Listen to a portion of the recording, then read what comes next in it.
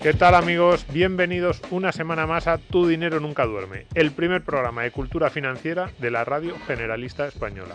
Un programa para aprender a invertir, para despertar nuestros ahorros y ponerlos a trabajar.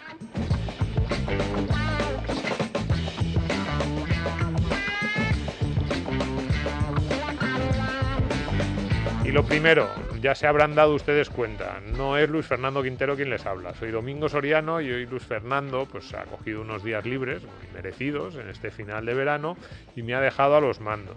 Así que espero hacerlo, no digo tan bien como él, un 20% menos. Como estamos hablando aquí todo el día de porcentajes, pues venga, un 20-25% menos y me conformo, porque es nuestro presentador, nuestro director desde hace muchas temporadas y va a ser complicado que me ponga a su altura. Pero, en cualquier caso, quédense ahí porque tenemos un excelente programa y con temas muy interesantes, de los que los oyentes nos preguntan constantemente. En este domingo de 2 a 3, en la sintonía de radio, aunque yo siempre digo que cada vez esto es más virtual, y los que nos estén escuchando en la radio dirán, no, que no es virtual, que esto que estamos en domingo a las 2 de la tarde. Pero, ¿por qué lo digo? Porque cada vez tienen ustedes más opciones para escucharnos. Tienen los podcasts, evidentemente. Este programa se va a colgar en la página web de Es Radio y en todas las plataformas de podcast, con lo cual pueden ustedes escucharlo cuando mejor les venga. En la cocina, cuando estén cocinando, en el gimnasio o yendo a dar un paseo. Incluso pueden repetirlo. Sabemos de muchos oyentes que dicen, lo escucho el domingo y luego me gusta ir tomando notas. Pues pueden hacerlo, lo tienen ahí tan sencillo como en el podcast. Pero también, este año, tenemos la posibilidad de que nos vean a través del canal de YouTube de Libertad Digital y de Libertad Digital Televisión, donde nos programan todos los lunes de 7 a 8 de la tarde y se lo agradecemos a nuestros compañeros, el equipo técnico, que nos saca muy guapos. Ya ahora tenemos una presión adicional, nosotros y nuestros invitados, y es que ahora salimos por la tele. Ahora ya no podemos tomarnos las licencias que nos tomamos, tampoco eran muchas, aquí somos gente de orden, pero bueno, si nos tomábamos alguna ya no podemos en la radio.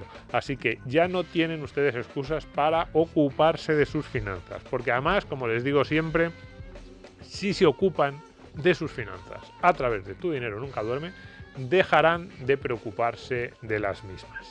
Y como siempre nos dice Luis Fernando, nos rodeamos de los mejores para aprender a invertir. Hoy no tenemos a Luis Fernando, tampoco ha podido venir Manuel Llamas, que iba a venir en un imprevisto de última hora, nos va a privar de su presencia. Y ni siquiera tenemos a Luis Alberto Iglesias, pero eso sí, Luis Alberto, que es cumplidor, pues nos ha mandado un gran sustituto, alguien que nos ha acompañado en muchas ocasiones, Fernando Sánchez Bernardo, desde Value School, el responsable de ese programa de Value Kids tan fantástico. ¿Qué tal, Fernando? Muy bien, encantado de volver a estar otra vez con vosotros. Pues sí, tenemos además a un viejo amigo del programa, Pablo Martínez Bernal, responsable de ventas de Amira Gestión para Iberia, España, Portugal y Andorra, creo, ¿no? Correcto. Ahí está, que Andorra es un mercado para el tema financiero, es un mercado relevante. Es importante. ¿No? ¿Qué tal, Domingo? ¿Cómo estás? ¿Qué tal? Muy bien. Pues ya estamos todos. Ya les digo que tenemos un gran programa con muchos temas de su interés, así que comenzamos. Esta semana, como les digo, tenemos un gran programa. Vamos a intentar responder a muchas preguntas que se hacen numerosos inversores en este contexto de mercado un poco especial que tenemos en este 2023. Yo sé que algunos están diciendo, pero bueno, si siempre nos decís que no hay que fijarse demasiado en la coyuntura y en el corto plazo, y eso es verdad, nosotros no nos fijamos mucho en esas cuestiones, pero al mismo tiempo no estamos ciegos y sabemos, no podemos abstraernos por completo de lo que pasa, de la situación de los mercados financieros, y sabemos que a muchos de nuestros oyentes y a muchos inversores les importa y están, bueno, pues mirando las diferentes alternativas que tienen.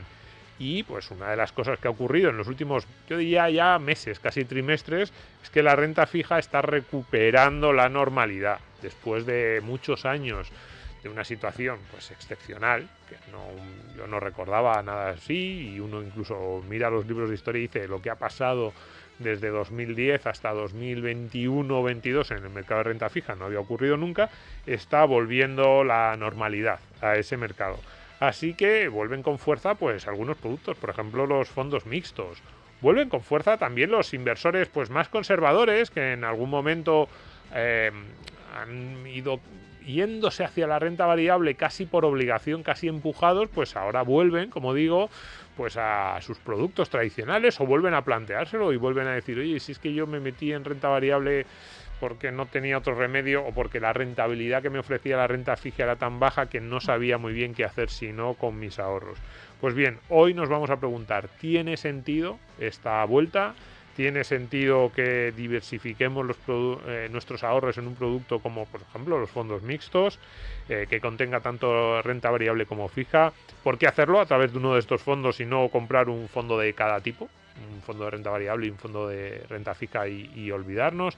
¿Qué ventajas tienen este tipo de fondos? Y en general, ¿debemos rebalancear nuestra cartera, esa cartera que había ido a lo mejor tomando una forma diferente a la que tenía en el año 2010-2012, pues a lo largo de esta década ha ido cambiando? Pues tiene sentido que rebalanceemos esa cartera teniendo en cuenta este nuevo contexto.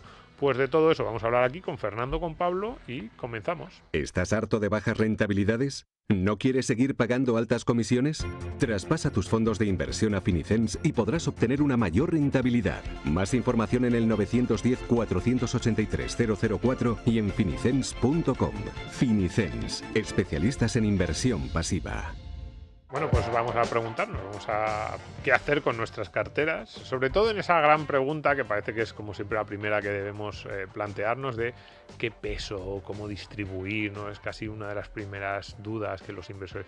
Pero ¿cuánto en renta fija, cuánto en renta variable? Aunque hay otras opciones también, pero esta parece que es como una de las grandes cuestiones, incluso en los libros de finanzas, en las páginas especializadas, que parece que hay que tratar de responder. Pero eso sí, yo no voy a hacer la pregunta, porque para eso tenemos a Value School, hoy en la persona de Fernando, que, como es tradición en este programa, abre fuego. Así que cuando quieras. Yo continúo la cuerda que me has tirado y es un poco por la diversificación, ¿no?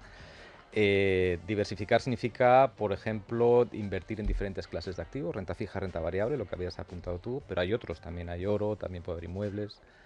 Diversificar también significa también áreas geográficas, invertir en mercados diferentes, ¿no? También podríamos hablar de mercados o de compañías de crecimiento o compañías value. Todo esto normalmente se refleja en la categoría fondos mixtos, si no recuerdo mal, ¿no? Y me parece que el fondo estrella vuestro, el más importante, es un fondo mixto. ¿Cómo diversifica este fondo?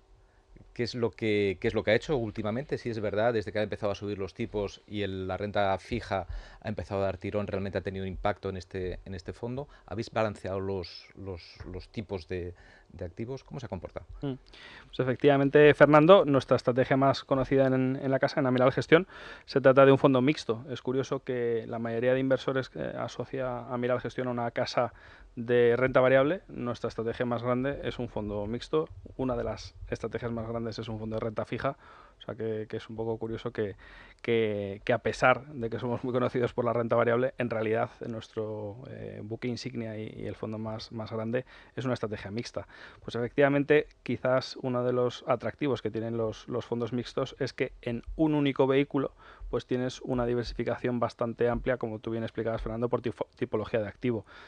A mí me gusta explicarlo a veces en términos de coches. Pues tú puedes tener un deportivo, puedes tener a lo mejor un sedán, pero es mucho mejor tener un SUV porque te permite, a lo mejor un vehículo que es más polivalente. Entonces, al final los fondos mixtos nosotros los vemos y la mayoría de los inversores que tenemos lo que entienden que es una ventaja es que en un mismo vehículo, en un mismo instrumento, en un mismo fondo de inversión, pues tienes una polivalencia en términos de tipologías de activos mucho más amplia que si estás exclusivamente centrado pues o en renta fija o en renta variable. Y efectivamente podemos invertir desde un punto de vista geográfico de forma global, que eso también pues es una ventaja y un nivel adicional de diversificación. Pues no es lo mismo invertir exclusivamente en un país que a nivel mundial, pues tienes lógicamente muchas más, ya no solo por un tema de riesgo, sino también por un tema de oportunidades. La probabilidad de que un mercado siempre esté barato,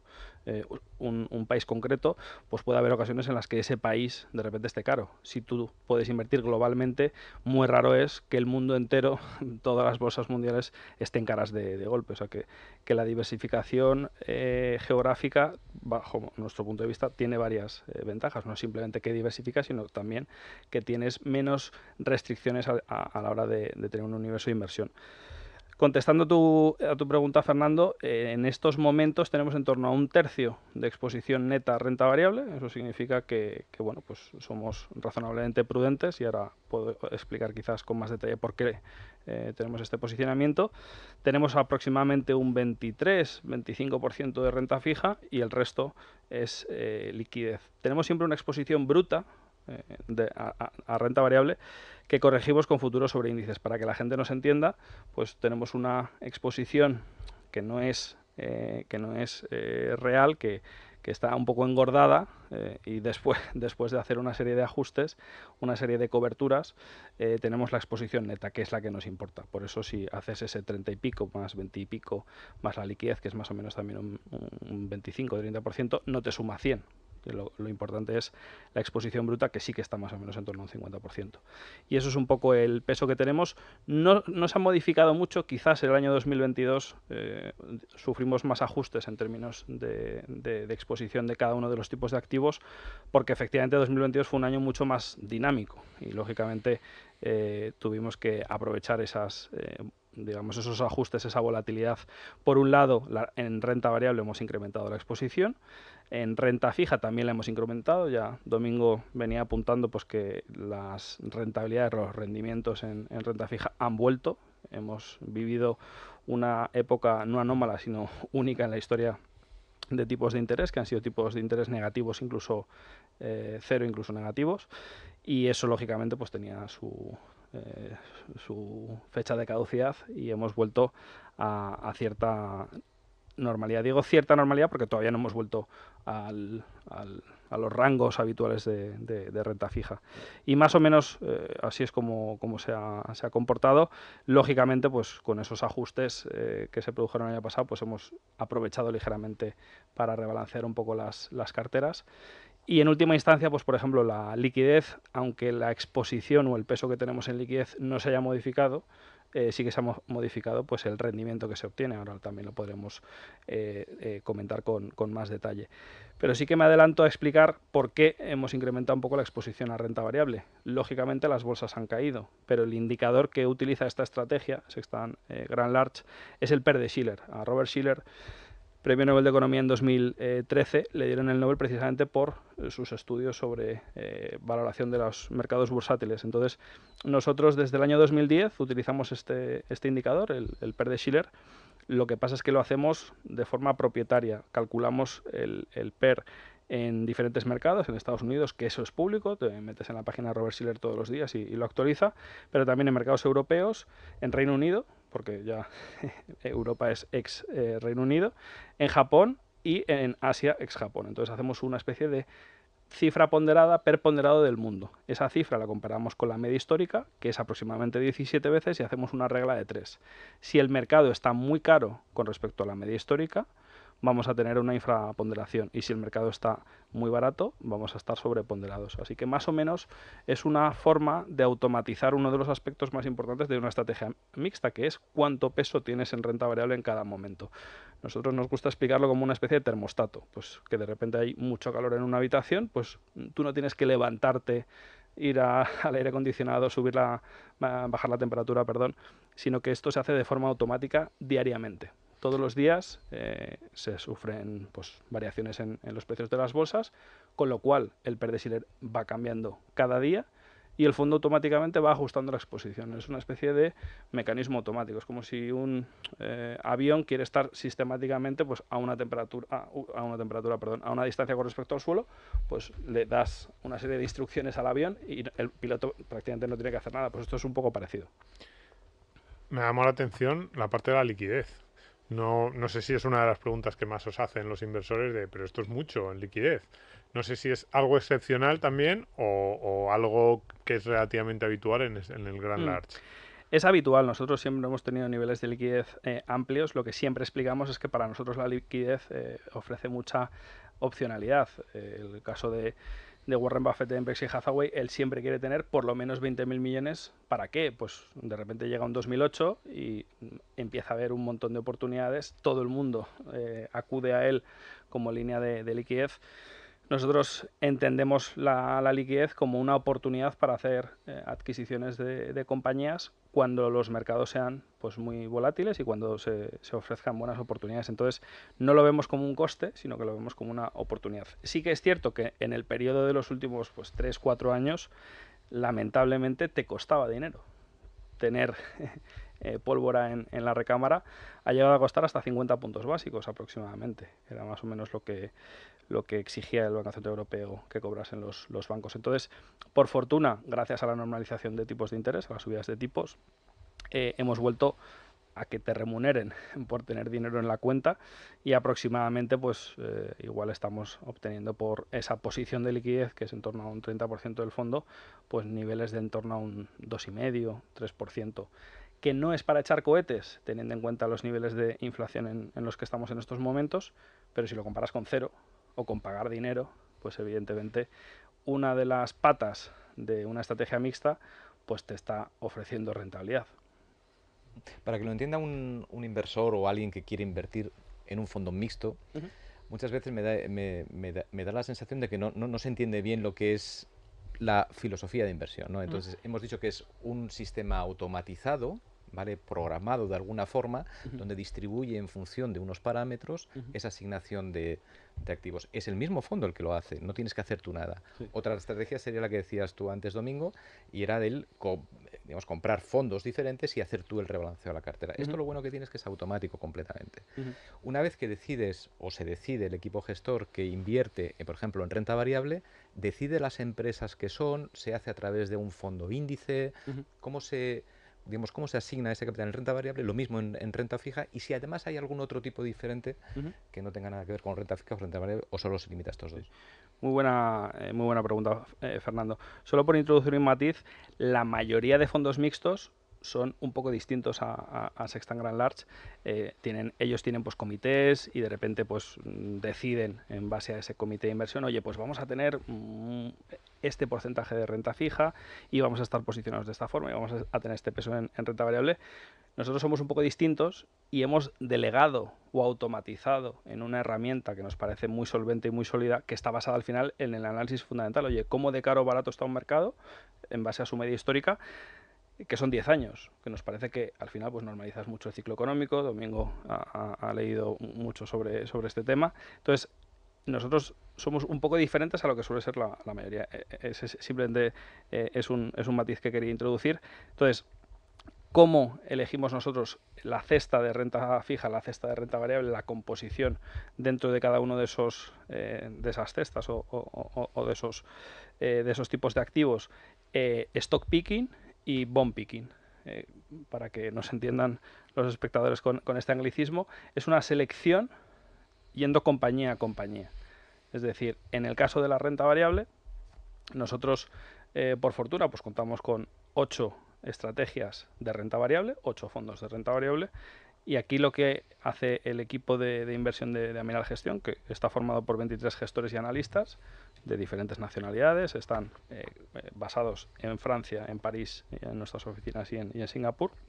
Aquí lo que hacen básicamente es elegir de todo ese espectro, de todo ese abanico de fondos, las ideas no que tienen más potencial de revalorización, no las compañías que creemos que pueden subir más, sino las compañías que creemos que pueden caer menos, desde un punto de vista fundamental. Entonces, pues tenemos, por ejemplo, una de nuestras primeras posiciones en Sextant Grand Large es Meta, que es el propietario de Facebook, para que algunos a lo mejor no tan tecnófilos no estén puestos, el propietario de Facebook, de WhatsApp, de Instagram y demás. Entonces, esta compañía nos parece que más o menos desde el año pasado que invertimos en ella, desde un punto de vista fundamental, tras una corrección del 50%, una compañía que en los últimos 10 años ha crecido un 28% anualizado, que tiene caja neta, que tiene unos márgenes, es una empresa que gana 40.000 millones de dólares al año de beneficio.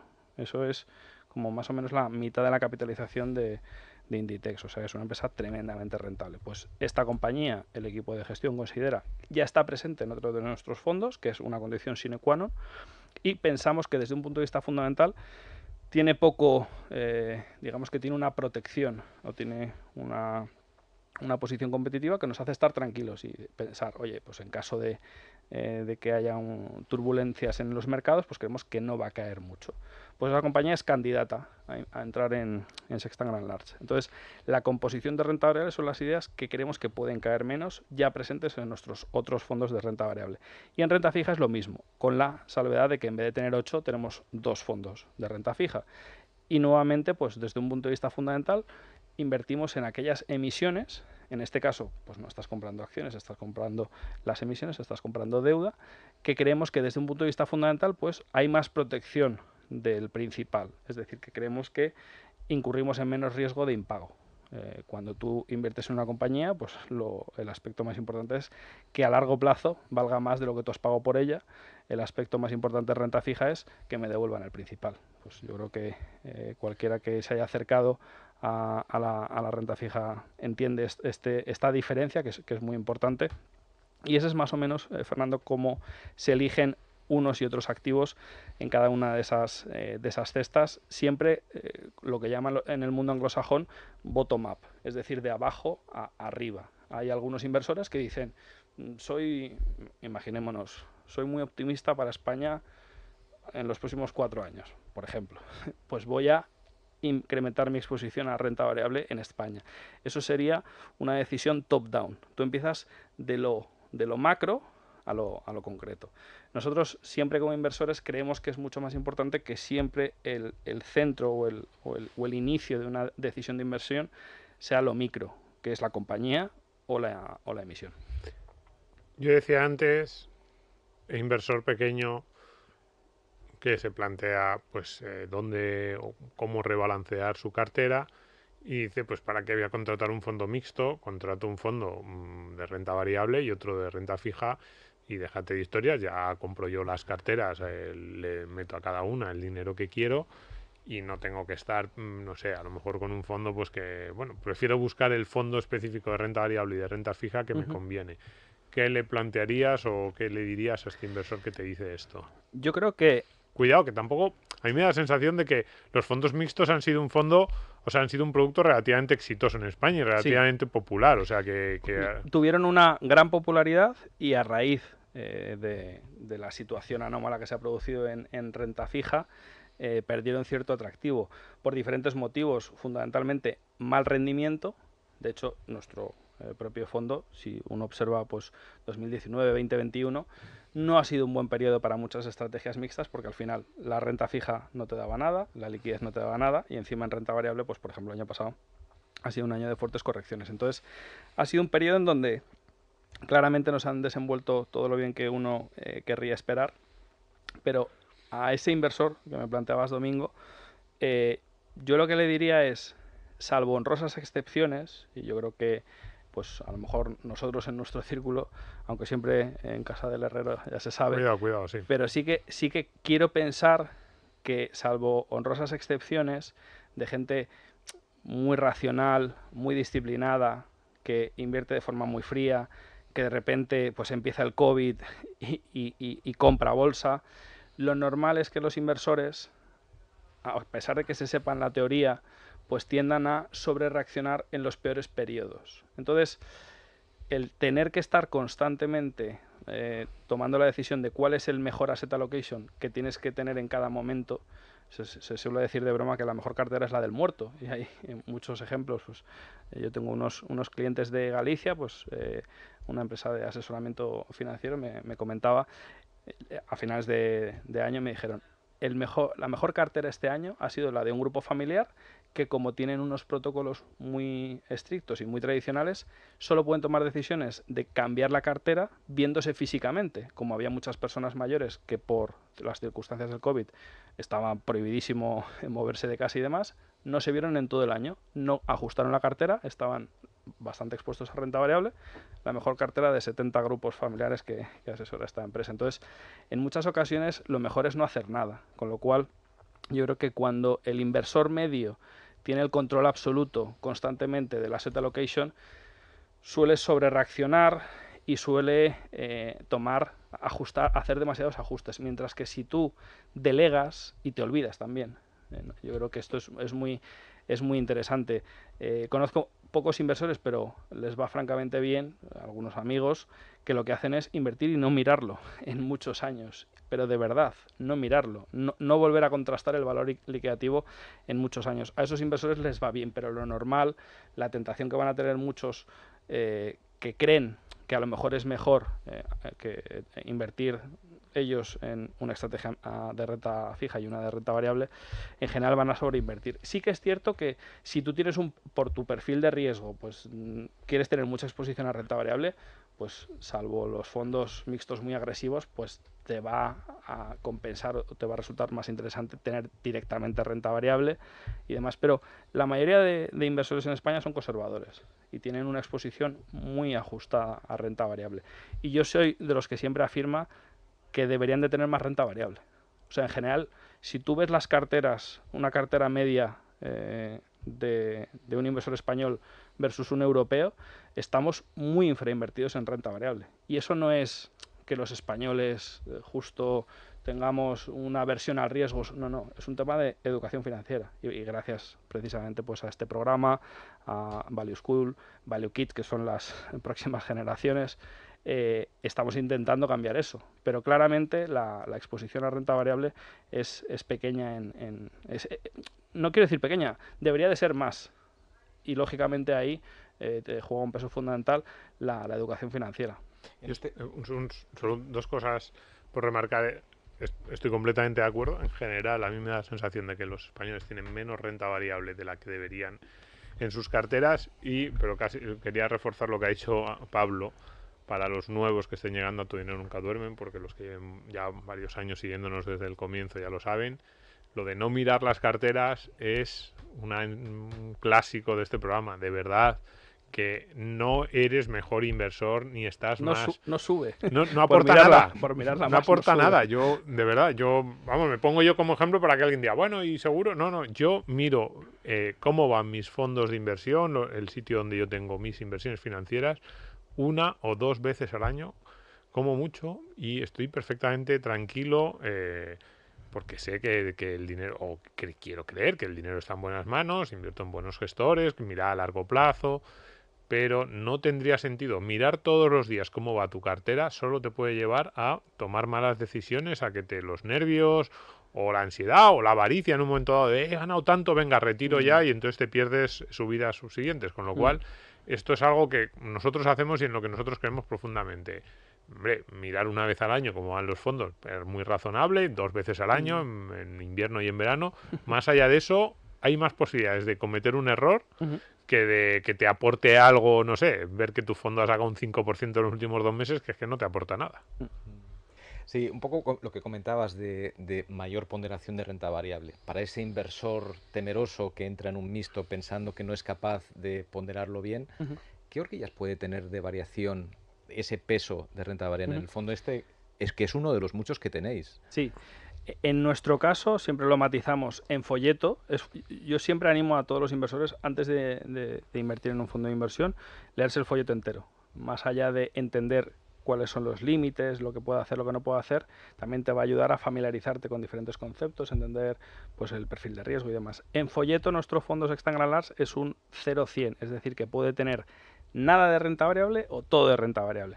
Ahora bien, por la metodología que empleamos del PER de Shiller, la horquilla el 95% del tiempo pues va a ser entre un 20 y un 75% de exposición a renta variable.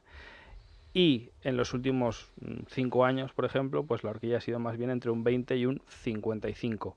Los meses posteriores al COVID, como se produjo una corrección muy brusca, el fondo pasó de un 30 y menos de un 30% de exposición a casi un 55%, duró menos de un mes, y luego volvió otra vez a niveles de menos del 40%. Entonces, se puede decir que más o menos llevamos 5 años en horquillas entre el 20 y el 35%. Morningstar en estos momentos nos considera un fondo mixto moderado. Hay diferentes categorías a medida que vas incrementando la exposición media renta variable y estamos en una categoría bastante conservadora. Entonces, esa es más o menos la horquilla de exposición a renta variable que tenemos. Antes comentasteis que algunos inversores en el último lustro han invertido quizás en renta variable y no deberían de haberlo hecho.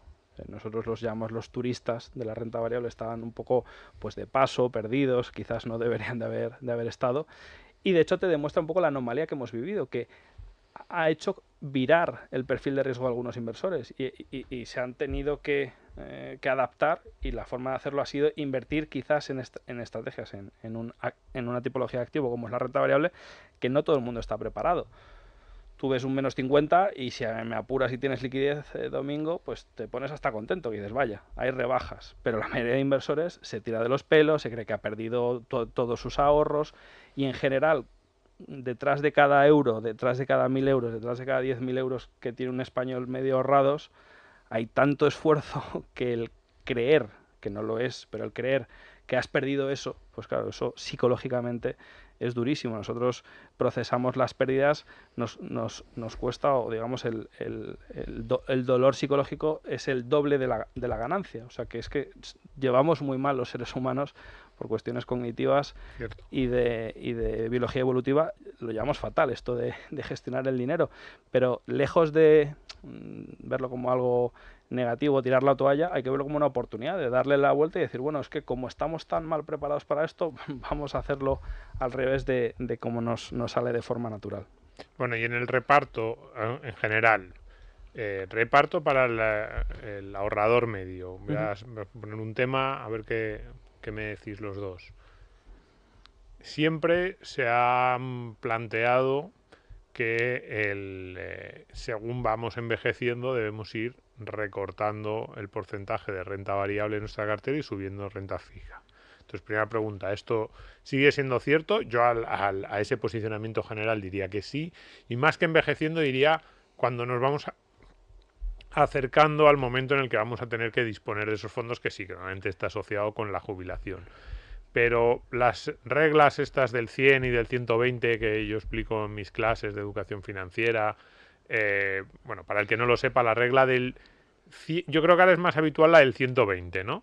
Sería restarle tu edad a 120 y el número que te salga, ese es el porcentaje que debes tener en renta variable y el resto pues en renta fija. Entonces, si tienes 25 años, 120 menos 25 es 95, entonces debes tener con 25 años un 95% en renta variable y un 5% en renta fija. Si tienes 50 años, 120 menos 50, 70% renta variable, 30% renta fija. La regla del 100 es lo mismo, solo que restando solo del 100. Lo que pasa es que la regla del 100 a mí me da la sensación de que era una regla que con una esperanza de vida más corta tenía más sentido. Ahora los porcentajes de renta variable serían muy bajos demasiado pronto, ¿no? Por eso se ha actualizado a eso del 120. ¿Estamos de acuerdo con esa regla del 100-120? ¿Vosotros cómo lo veis? ¿Tiene sentido que todos los inversores tengan la edad, tengan la situación que tenga, vayan reduciendo renta variable y subiendo renta fija según van envejeciendo? Yo creo que un poco en línea con lo que comentaba anteriormente, depende más bien un tema del estómago, de la capacidad que tenga el inversor para tolerar volatilidad.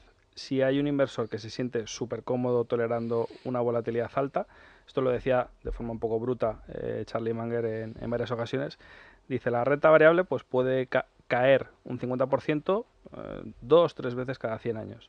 Si no tienes el estómago para digerir eso, no te mereces la rentabilidad de la renta variable a largo plazo, que más o menos pues es un 9-10% aproximadamente. Si luego quitas la inflación histórica, pues estás más o menos en un yield del 6%, que es más o menos como la inversa del PER. El PER histórico de la bolsa es 15 veces, una cosa así. O sea que más o menos viene de ahí la rentabilidad. Entonces, yo entiendo el propósito de elaborar ese tipo de reglas para ayudar al inversor pero es que si un inversor hace ese ejercicio y dice, pues como yo tengo 50 años, pues, me sale tanto por ciento, pero luego es un inversor que el mes del COVID, nosotros tenemos todo tipo de inversores, pues hay algunos que tienen tendencia a ser más nerviosos.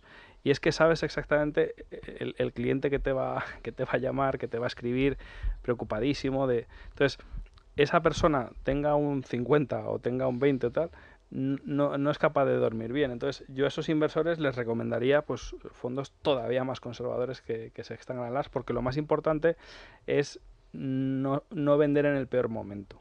Y esto lamentablemente lo hace muchísima gente. Incluso gente que piensa que no lo va a hacer, pero luego en el peor momento se pone nervioso. Donde dije Diego, yo creo que el ser humano es terrible en muchos aspectos. Somos genios en otros muchos aspectos, desde un punto de vista de creatividad, de innovación, de superación, de resiliencia. Somos buenísimos, pero gestionando dinero es que, o sea, tenemos tantos sesgos cognitivos, exceso de confianza, todos los habidos y por haber. Entonces, no se nos da muy bien, con lo cual yo creo que cuanto más cómodos estemos, cuanto más se adapte nuestro estómago o nuestra tolerancia a las pérdidas temporales, es que no son pérdidas, son bajadas de valor en realidad. ¿Vosotros qué decís en Value School? Mi caso, voy a contar mi caso particular, que yo soy de los que cuando queda un 50 hago fiesta. Y además llamo a los amigos a ver qué están yo fiesta no hago, que antes... yo veo mi fondo que ha caído un 50% y digo... Yo sí. Para empezar, porque digo, a ver si luego se recupera. Me dicen, no, el valor liquidativo está en el triple. Ya, pero el valor liquidativo, a ver cuando llegue, yo ahora quiero ver... yo sí, mientras no haya una guerra nuclear, claro. Claro, yo un poco tenso me pongo. Otra cosa es que no vendo y que incluso si tengo dinero, pues aporto más, porque, hombre, esto tiene más potencial de revalorización, pero contento ya te digo yo que no estoy. Bueno, pues yo soy de los que me pone contento. Se pone contento, ¿vale? Y además mucho. El problema es mi mujer. Yo no sé si os pasará a vosotros que, claro, tengo que dar explicaciones. Entonces, cuando a mi mujer le digo, de hecho ahora le digo, Ana, mira que posiblemente esto caiga, pues a lo mejor puede caer un 20, un 30, porque esto es... Me dice, uy, no quiero saberlo, no me lo digas. Entonces, como que te da carta blanca, ¿no? Entonces, no solo tienes que tener estómago, tienes que tener formación, sino que tienes que también ir explicando a tu familia lo que puede pasar y lo que ha pasado y qué esperas que vaya a pasar, ¿no?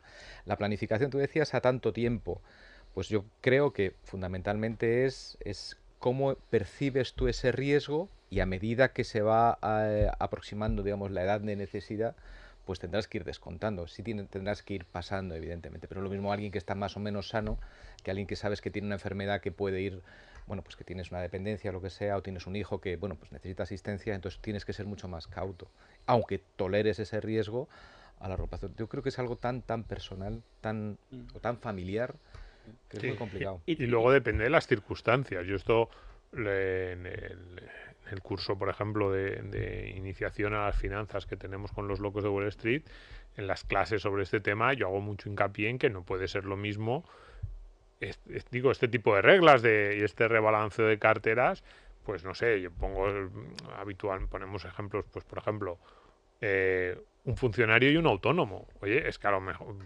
y pongo los dos ejemplos extremos de ingresos garantizados frente a ingresos volátiles. O un señor de 65 años con, no sé, $500,000 de euros en activos financieros y una casa en propiedad, y un señor de 65 años con $500,000 de euros en activos financieros que vive de alquiler. Digamos, el montante de activos financieros es el mismo, pero probablemente el rebalanceo entre renta fija y renta variable no puede ser lo mismo, porque uno tiene una seguridad de, oye, es que de mi casa no me van a echar, justo, que el otro tiene una necesidad constante de renta que no, pues a lo mejor tiene que ser más conservador y le fastidia, pero es así.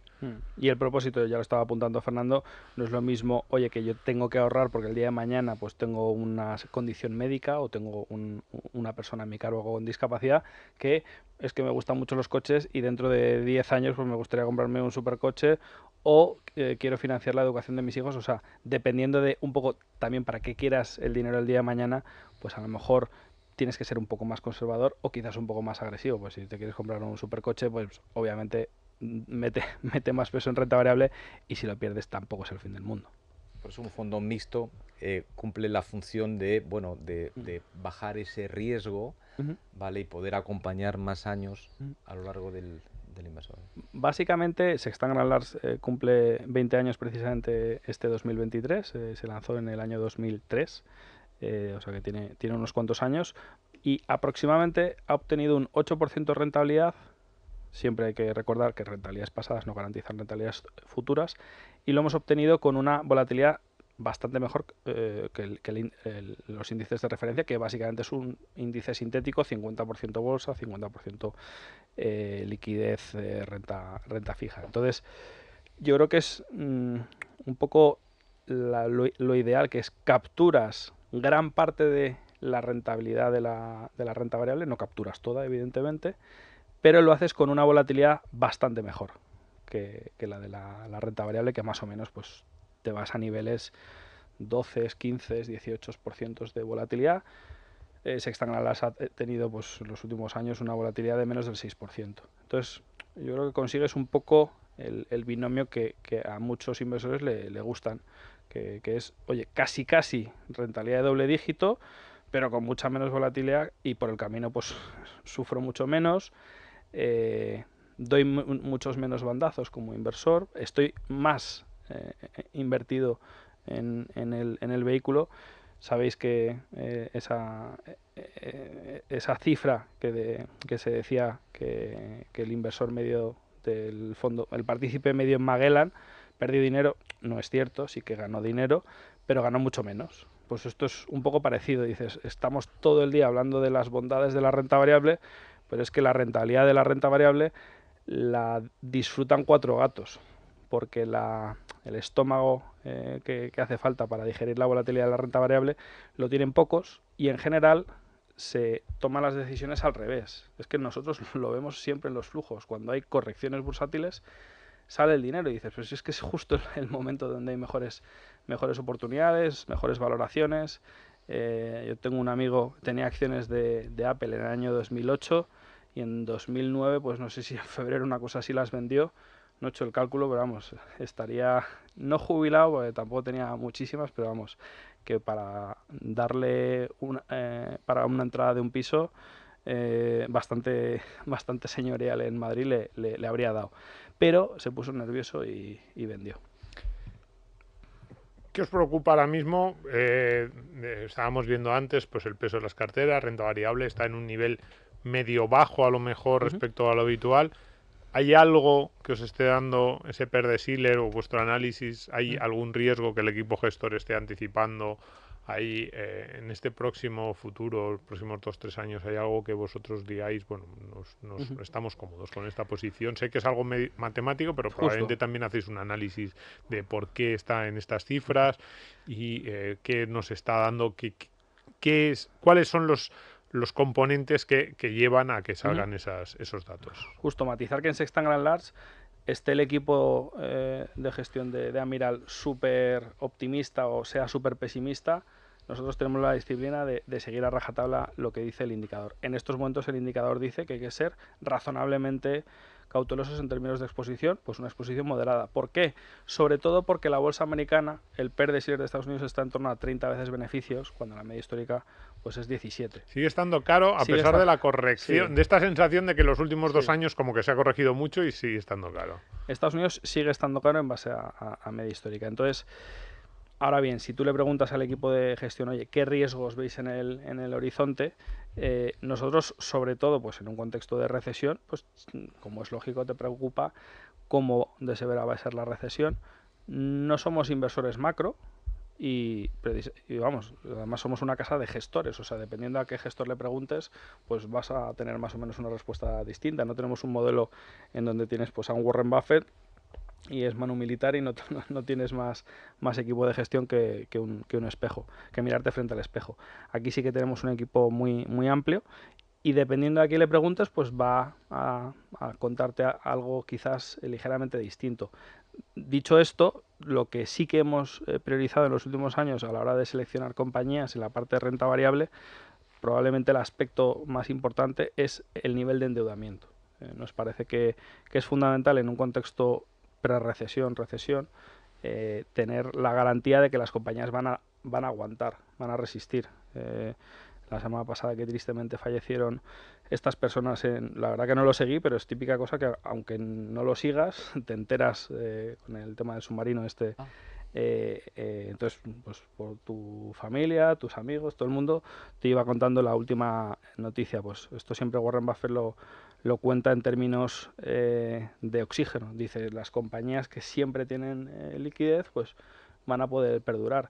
Y cuando no tienes liquidez, dices, como cuando no tienes oxígeno, es lo único que notas, que te falta el oxígeno. Entonces nos parece que en un contexto de recesión es fundamental que las compañías perduren. Y para eso pues es que es tan sencillo como evitar las compañías que tengan deuda. Si tú tienes caja neta, tú vas a poder aguantar carros y carretas. Yo creo que muchos de los autónomos que a lo mejor nos escuchen, que tengan esa predisposición a tener siempre pues una solvencia y no tener muchas deudas, van a decir: te entiendo perfectamente. Si inviertes en ese perfil de compañías, van a aguantar. Y otro aspecto importante es la posición competitiva. Nos gusta invertir en líderes. Pues Meta es un ejemplo de empresa líder. Tenemos otros muchos. ¿Por qué? Porque creemos que si tú has llegado a ser el número uno en una industria que es súper competitiva, porque en general las industrias en las que operan las compañías cotizadas son muy competitivas, hay muchos beneficios en juego, los beneficios son como la miel para las abejas, pues lógicamente nos da ciertas garantías. No es garantía de éxito el invertir en una empresa que tiene caja neta y que es líder, pero si inviertes en una empresa de esas características y lo estás haciendo por debajo de la valoración o el múltiplo histórico al que ha cotizado, dices: oye, históricamente el mercado a este tipo de negocio le ha dado 14 veces beneficios, ha cotizado. Pues la estás comprando a 12 o a 11 o a 10. Pues hombre, muy mal, creemos que a largo plazo no nos va a ir. Eso es un poco el perfil de compañías que nos gusta, y dándole la vuelta, los riesgos que vemos es el impacto que puede tener la recesión pues en las compañías. No he mencionado el tema de los márgenes, pero también es importante. Al final las compañías líderes en general pues tienen una predictibilidad en los ingresos, suelen defender mejor los márgenes con los que operan. Pues si veis, por ejemplo, los márgenes operativos históricos de un Mercadona o de un Inditex, pues más o menos se mueven en rangos relativamente mejores que la media del sector. Eso siempre, pero sobre todo es que hay cierta predictibilidad y dices: esto no se erosiona. En general, las compañías que tienen una ventaja competitiva, la mejor forma de medirlo es que a largo plazo el margen se mantiene razonablemente sólido, como si fuese un foso, un castillo. Lo de la deuda es importante porque esto también lo dice Taleb, hablando de otras cuestiones, pero por ejemplo, dice: las medias no sirven si hay un año que tu resultado es cero, en el sentido de que desapareces. Claro, si tú una empresa dices: no, es muy importante pues la media de los beneficios que pueda tener, y dices: sí, es muy importante, pero si un año quiebra, los siguientes años que habría podido obtener si no hubiese desaparecido beneficios ya dejan de contar. Ha quebrado y ha pasado a cero. El gráfico del pavo, el peso engordando todos los años y de repente claro, hasta el día que muere. La media solo sirve si hay supervivencia. Si no hay supervivencia, las medias no sirven para nada. ¿Algún sector que no bancos ahora con la subida de tipos, las quiebras que ha habido, los tenéis fuera? Pues curiosamente nosotros somos, yo creo que una de las pocas casas que en general de la banca solemos tener una exposición muy baja, por no decir mínima, a excepción de unas cajas regionales francesas, que es una tesis de inversión muy particular. Prácticamente no invertimos porque nos parecen empresas muy difíciles de analizar y sobre todo que se puede dar la vuelta muy rápidamente. En muy pocas compañías pues cambian en apenas 3 meses y se da la vuelta una tesis de inversión. Tienes una fuga de depósito, eso no te pasa en ningún otro sector.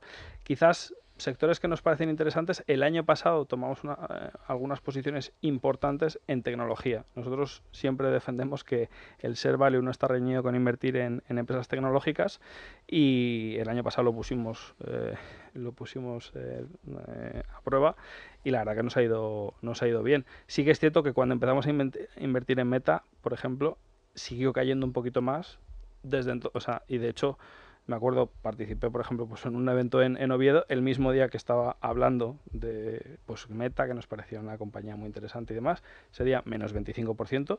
Menos 25. Sí. Y rojo, ¿no? No, pues éramos conscientes de que estaba sufriendo pues mucho estrés la compañía, muchas críticas. Desde entonces llevamos más de un 100. Con esto quiero decir que a veces cuando tú empiezas a tomar una posición en una compañía que el mercado está castigando mucho, pues a veces la sigue castigando más tiempo. El caso de Meta es muy peculiar. Sí. Nos salimos un poco... Pero ¿qué es lo que ha pasado en Meta para ese movimiento tan brusco en una compañía tan grande? Quiero decir, normalmente asociamos esos movimientos pequeños en compañías más pequeñas, ¿no? Sí, pero en una de las 4, 5, 10 compañías más grandes del mundo que haya habido ese movimiento... E incluso en la más grande. Nosotros hemos invertido en Apple y Apple 2015-16 también cotizó a unas valoraciones bastante interesantes. Pues en general se suele dar un cúmulo de factores. Nosotros somos grandes defensores de la inversión en las pequeñas compañías y uno de los aspectos, efectivamente, Domingo, que más nos gusta es que como son tan pequeñitas, casi nadie las mira, pues suele haber más oportunidades, pues están un poco más olvidadas, penalizadas, y dices, ¿cómo es posible que eso sea así? Y por el contrario, en las compañías tan grandes tengas oportunidades. Pues un cúmulo de factores. La acción llevaba 5 años prácticamente sin hacer nada, muy odiada. Piensa la cantidad de gente que sale perjudicada. Pues muchos medios de comunicación odian a Meta por razones obvias. Entonces, es una empresa muy odiada, es una empresa que evidentemente pues ha tenido ciertas sombras, pues el caso de Cambridge Analytica, por ejemplo, y más recientemente el mercado estaba criticando muy severamente pues esa inversión en todo lo que tiene que ver con el metaverso, pero si tú ves las cifras reales de I+D, el porcentaje que estaban invirtiendo, que es una inversión a más largo plazo, no es nada... o sea, no es una apuesta de voy a invertir todo mi capital en esta idea. Es una posición importante, una inversión importante de I+D, pero no es todo. Y bueno, pues el mercado estaba castigando eso.